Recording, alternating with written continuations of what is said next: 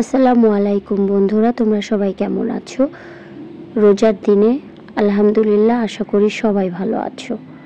এই যে ছোট্ট একটা পাত্র দেখতে পাচ্ছ, এটা আমি ভ্যান থেকে মাত্র 5 টাকা দিয়ে কিনেছি। পাত্রটি ছোট হলেও দামটা কিন্তু খুবই কম পাত্রের আকার অনুযায়ী।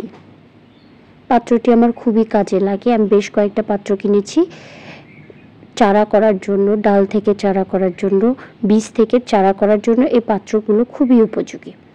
এই যে পাতাবাহার গাছটা দেখতে পাচ্ছ, এটা আমি আমার বন্ধুর বাড়ি থেকে নিয়ে এসেছি। ওর বাসায় অনেক বড় একটা গাছ ছিল, আমি গাছ না নিয়ে ছোট্ট একটা ডাল নিয়ে এসেছি। তোমরা ভালো করেই জানো যে কিছু কিছু পাতাবাহার গাছের ডাল থেকেই চারা করা সম্ভব। এই গাছটা সেই রকমই একটা গাছ, যার ডাল থেকে খুব সহজেই চারা করা যায়।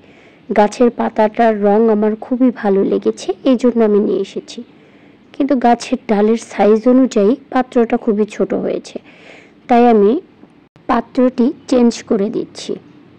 একটু বড় পাত্র হলে এই গাছের জন্য খুবই ভালো। এই জন্য আমি একটি ছোট্ট বোতল কেটে নিয়েছি এবং ড্রেন সিস্টেমের জন্য বোতলের নিচে কিছু ফুটো করে দিয়েছি, যাতে পানি বেঁচে না থাকে এবং গাছটা মরে না যায়। প্রত্যেকটা গাছের জন্য ড্রেন সিস্টেম কিন্তু খুবই প্রয়োজনীয়। এই জন্য আমি খুব ভালোভাবে আগে ফুটো করে নিয়েছি, যাতে ড্রেন সিস্টেমটা ভালো থাকে। এরপর গাছটাকে আমি সুন্দর করে বসিয়ে দিচ্ছি, যাতে পানি দিলে গাছটা হেলে না যায়, একদম ঠিকঠাকভাবে সোজা হয়ে দাঁড়িয়ে থাকে। এই জন্য আমি মাটি দিয়ে গোড়াটা একটু শক্ত করে পুঁতে দিচ্ছি। মাটিগুলো একটু ঝুরঝুরো করে নিয়েছি। এই মাটি আমার আগে থেকেই রেডি করা ছিল। এটা কিন্তু আমার সবজি পচা মাটি।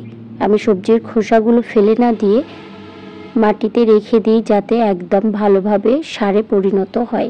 আমার গাছটা কিন্তু লাগানো শেষ হয়ে গেছে। দেখো, গাছটার কালার কিন্তু খুবই সুন্দর, পাতা দেখতে কিন্তু আরও বেশি সুন্দর। আমি সুন্দর করে এই গাছটাকে ভালোভাবে পুঁতে দিলাম। এবার আমি হালকা করে একটু পানি দিয়ে নিব, যাতে গাছটা সুন্দরভাবে বেড়ে উঠতে পারে। মাটিটা তো আমার আগে থেকেই রেডি ছিল, এই জন্য বেশি সার দেওয়ার প্রয়োজন নেই। গোবর সার এবং সবজি পচা খোসাগুলো এই মাটিতে ব্যবহার করা হয়েছে। আমার গাছ কিন্তু একদম রেডি হয়ে গেছে। দেখো কত সুন্দর লাগছে। আজকে এইটুকুই, দেখা হবে পরবর্তী ভিডিওতে। অবশ্যই তোমরা আমার চ্যানেলটি সাবস্ক্রাইব করে রাখবে নতুন নতুন ভিডিও পেতে। আজকে এই পর্যন্তই। টাটা, আল্লাহ হাফেজ।